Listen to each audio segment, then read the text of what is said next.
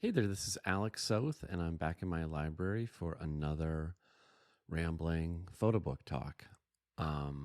This one's going to be a real rambler because I'm basically just kind of working through some evolving thoughts on a particular photo book. So either bear with me or jump ship. I understand. I might as well if I were listening to this. So we'll see what happens. But the book that I want to talk about is American Pictures by Jacob Holdt. And so this book is one that I've encountered in used bookstores for as long as I've been a photographer.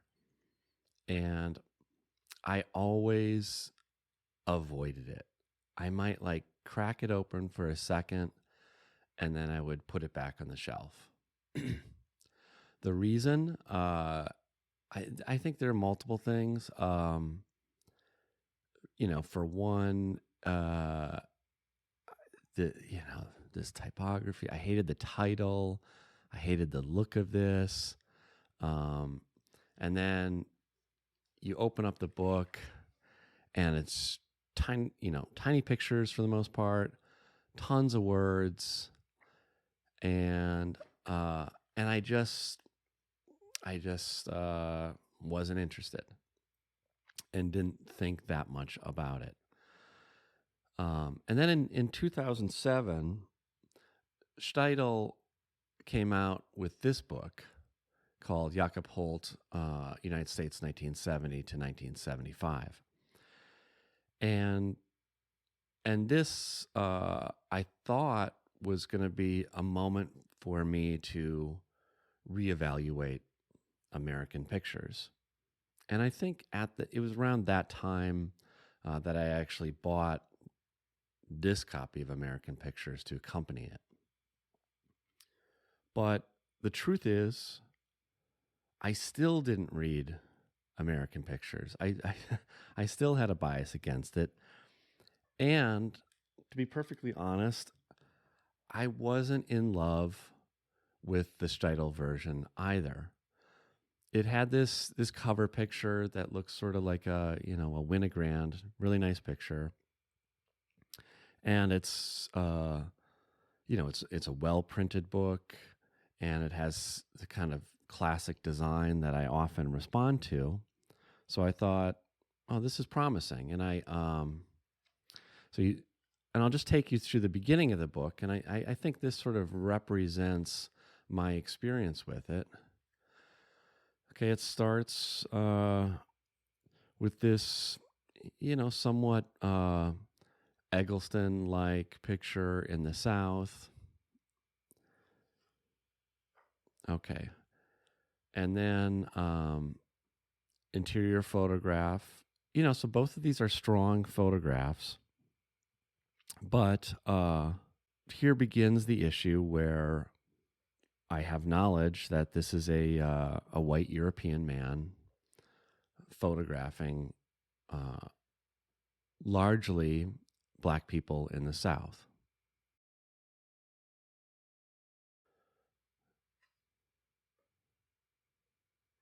Again, all strong pictures, but there was something about the kind of racial politics that made me uncomfortable.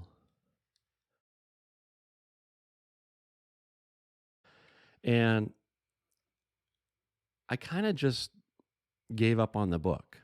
I didn't really give it much more attention. And I did not read the essay in the back here, by a guy named Christophe Rabat. And he actually, in that essay, which I recently read, pretty much sums up what my problem was. He writes, Jacob Holdt's story looks like, well, a difficult case in contemporary art. To summarize briefly, here's this white Northern European man, free, independent, equipped with all the middle-class privileges. Driven by exhilaration and moralistic excitement, he sets out to shoot a couple of thousand pictures of the life and suffering of Black America, This constitutes a problem in so many ways right there. And doesn't Holdt exoticize the black body here? It can almost be read as a fetish, the views of nudity, indications of primitivism, and the photographic act as a rehumiliation of those already humiliated by poverty. And there is a fair amount of nudity and of black women in particular. And so the book, I just thought, no, it doesn't work for me. It's nicely produced, nice photographs in it, but it makes me queasy. And I put it back on the shelf. Then, in the last month, I acquired this book. And the name of this book is Magnum by Arthur Jafa. And Arthur Jafa is is primarily known as a video artist, also works as a cinematographer, and makes other kind of art as well. But he's best known for his videos. And I was interested in this book in particular because I knew that it was going to have examples of Arthur Jafa's clippings, basically. So for his entire life, I think since he was a child, he had been clipping out photographs and putting them into books, not as an art form, but as just as a consumer of images.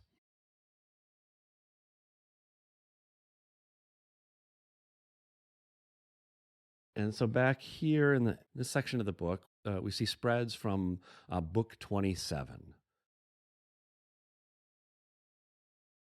And so here on the first spread is in fact a picture by Jacob Holdt right here. And we go on, and then here's a picture by the photographer Birmey Imes, who I'll talk about in a second.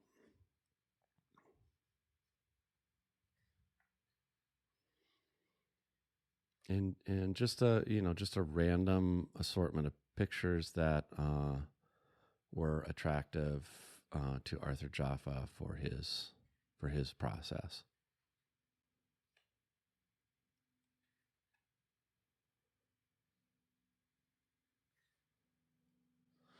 Okay, so I saw that,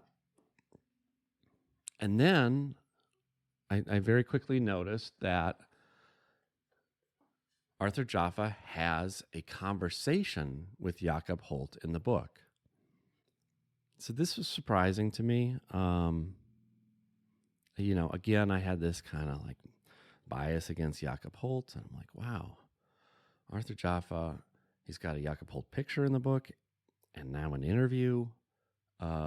He must really like this guy. And in fact, Jafa is this enormous fan of American pictures. And so I'm going to do a fair amount of reading now, so bear with me. But in this interview, which is really Jafa interviewing Holdt, which is kind of interesting. I mean, we're looking at a retrospective book of Jafa's work, and he decides to interview Holdt. And he writes at the beginning, I saw your slideshow in a university in Washington, D.C. in the 1980s, and it made an indelible impression on me. Okay, so this brings up something else that I want to mention right from the get-go. So this book, again, American Pictures, it was this enormous success. And I think it was something like 20,000 copies sold out in 2 weeks or something right after it was published. But Jacob Holdt was extremely concerned about the success of the book, and in fact didn't publish it in the U.S. for many years, and had all sorts of problems with it. But what he wanted to do is really inform people and he wanted to be an educator. He didn't want to make art. And so what he did is he created a slideshow that he took to universities so he could talk about the work in context. And he traveled the university circuit for many years, and with huge audiences. And so Arthur Jafa was first exposed to this work in that context, which I think is important. Would Jafa have responded to this book on its own without having seen the slideshow? Very well might have, but I think that's important. Okay, so he says he sees that slideshow, and then he mentions that he was having this exhibition at the Louisiana Museum in Denmark, and they sent him a copy of American Pictures, and he kind of laughed because he says, like, I've been buying copies of this book for years to give to friends, and he writes, the main thing I was struck by from the first time I saw the book was that I had never seen images that I felt were as accurate in their renderings of the South that I knew. I grew up in Clarksdale, Mississippi, in the middle of the Delta. I love William Eggleston's work quite a bit, but I always felt like there was a wall of aestheticism between what he takes pictures of and the work itself. So then Jafa kind of begins the interview and says, how did you make these pictures? And so Jacob Holdt has spent decades telling the story of how he hitchhiked across America, but he adds something very important here, and he says, well, that's a long story. First of all, I didn't know what the fuck I was doing in America at the time. I came hitchhiking down from Canada on my way to Latin America. And it seemed like from the first day, the blacks were taking me by the hand, both in a positive, loving way and also at gunpoint. I was held up at gunpoint and raped by a black homosexual on the first day in America. I never told it in my book.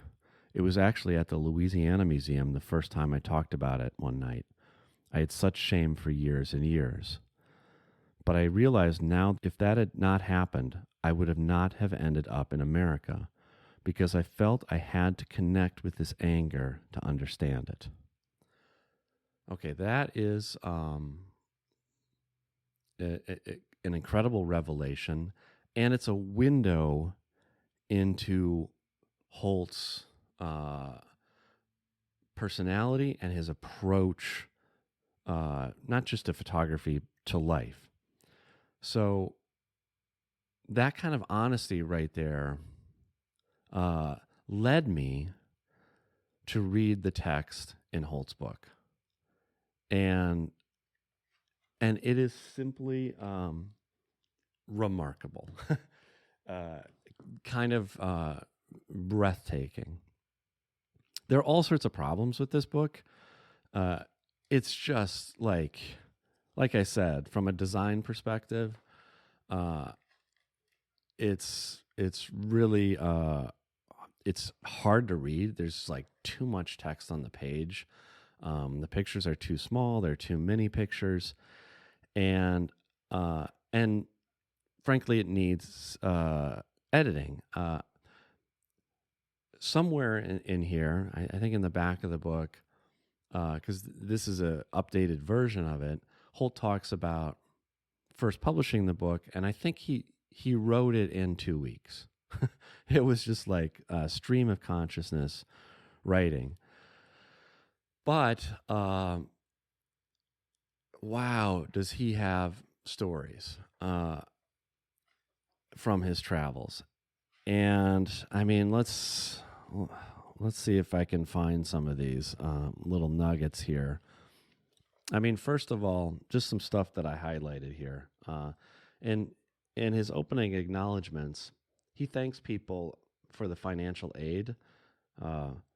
Alice for $10, John Ray for $20, Susan Kennedy for $30. This was a real shoestring affair. Holdt talks about how he mostly funded his travels with plasma donations. Let's see here.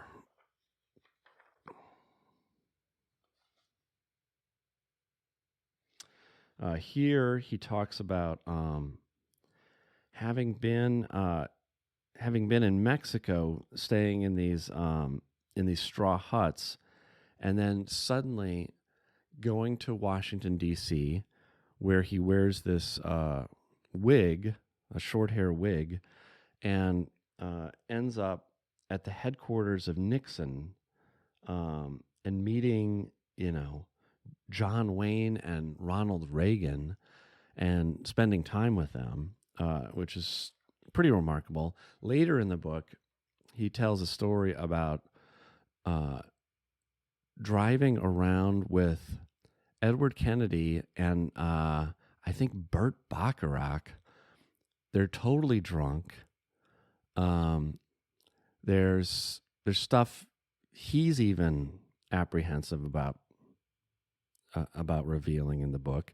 And so he has these wild experiences with wealthy people, and then, but mostly with impoverished people. And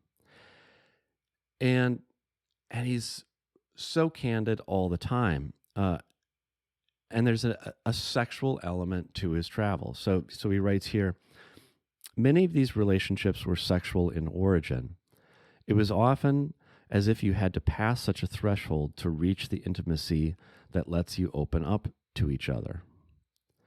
Certainly it could be a little irritating and exhausting with my inability to say no when I would get 3 rides with homosexuals in a row, or even worse, 3 religious lifts with 3 different sermons.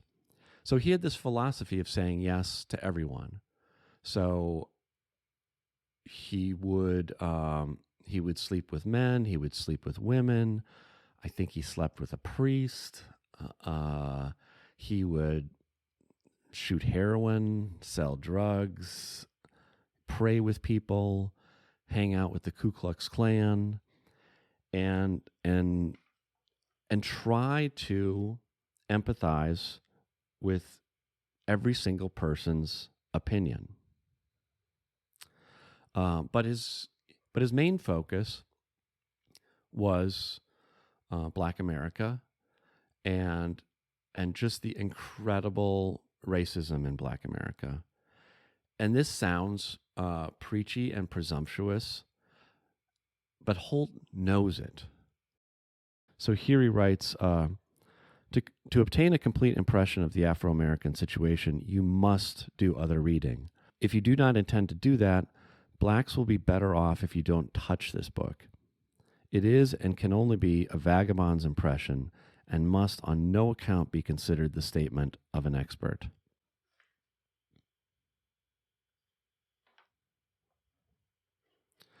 Okay, so I'm just going to flip through some pages. It goes from black and white to color. The reproductions aren't good. Lots of inferior pictures in here.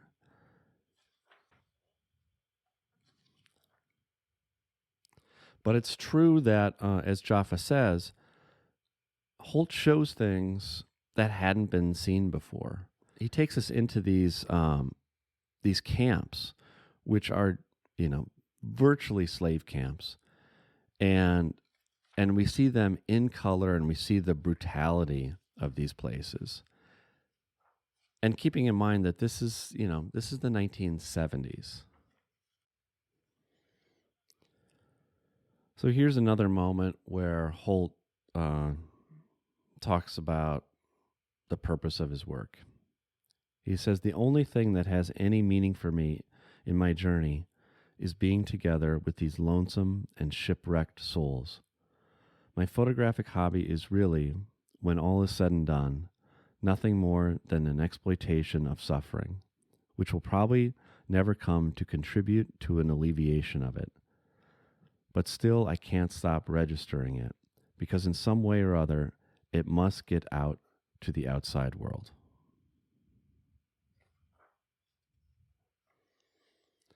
So here's a kind of manifesto on saying yes and his philosophy.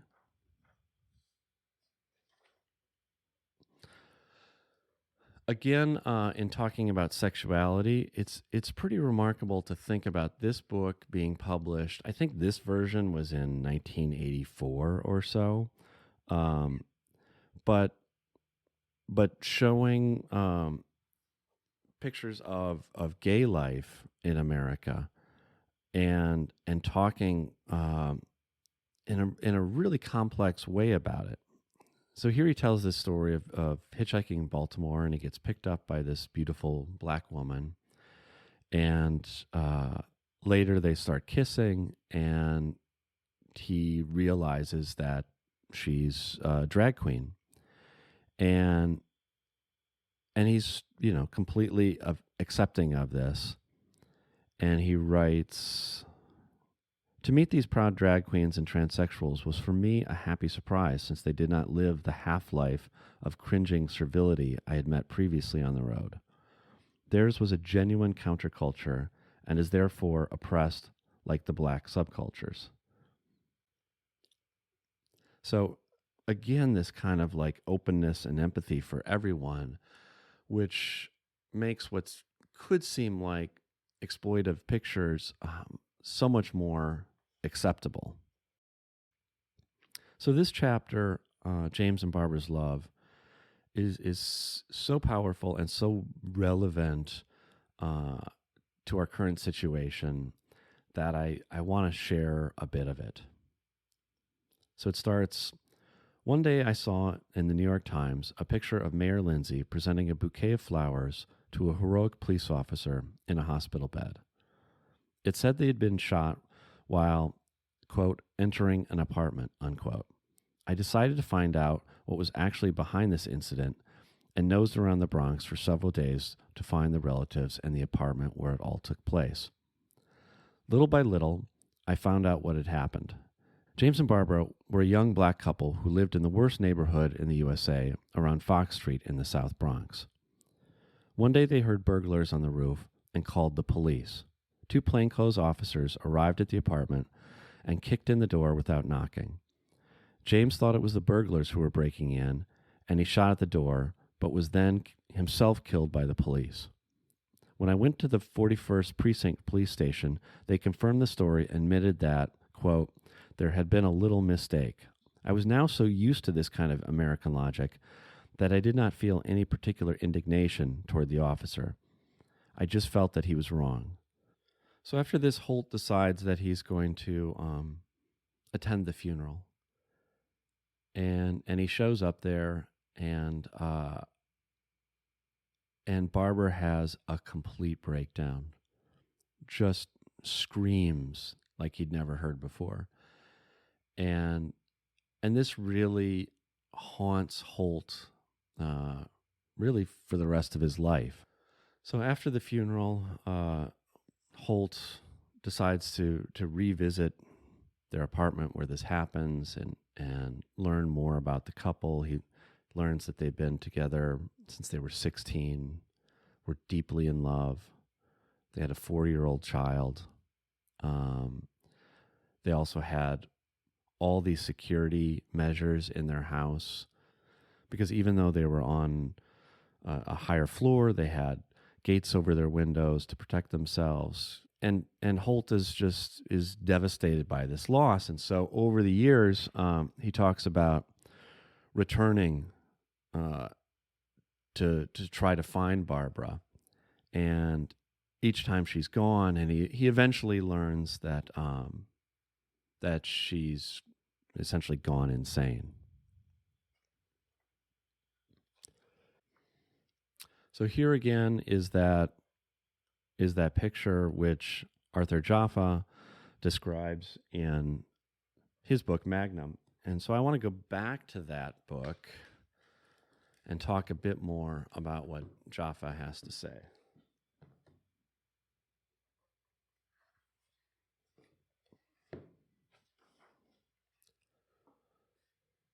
So here Jafa shows the picture again, as well as this one. And also, interestingly, shows a couple of Eggleston pictures and a couple of Birmey Imes photographs. Interestingly, I should mention that this book, Juke Joint by Birmey Imes, is a book that when I was a young photographer, I was in love with and I thought was absolutely fantastic. And I had no conflict about a white person photographing black culture, just as I didn't with Eggleston. And I think it's partly because of that aestheticized view. Later, though, it's interesting. I haven't really looked at Juke Joint for a number of years because of a different sort of political consciousness.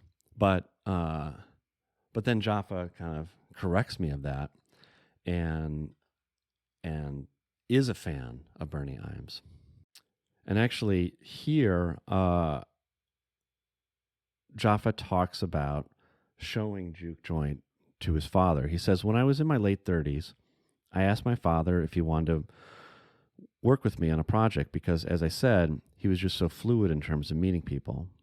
I was in a car with him driving from Atlanta to Mississippi. Midway on the 8-hour trip, I showed him a photo book called Juke Joint by Birmey Imes. And he quietly flipped through the book. I asked him if he didn't think it was amazing, and he said, 'I don't see any creativity in this book whatsoever. There's no creativity in taking pictures of people who have nothing,' unquote." And so here, Arthur Jafa talks about this photograph. So he writes, "I'm talking about the unvarnished rendering of black people's lives, how black people were living, the pain, the anger, all of that. But I also have to say, there are images of black love and intimacy that are in those same pictures. There's a famous picture that you took, or at least it's famous in my own little pantheon, of a black man at the top of the stairs with a black woman, and they're nude. Nobody's ever taken a picture of black love like that before."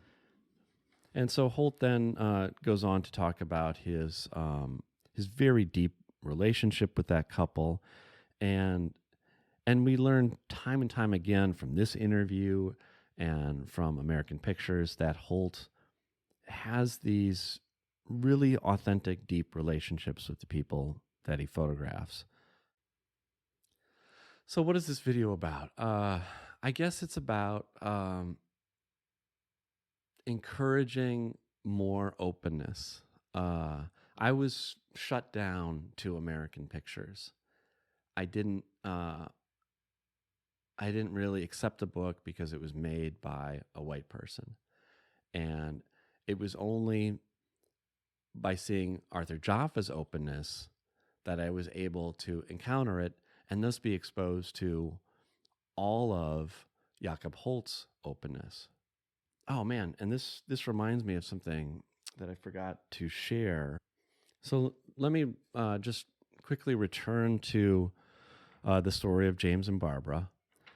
And at the end of it, Jacob Holdt writes this: "Even though it is impossible to excuse the brutality of the police, one can very well understand it.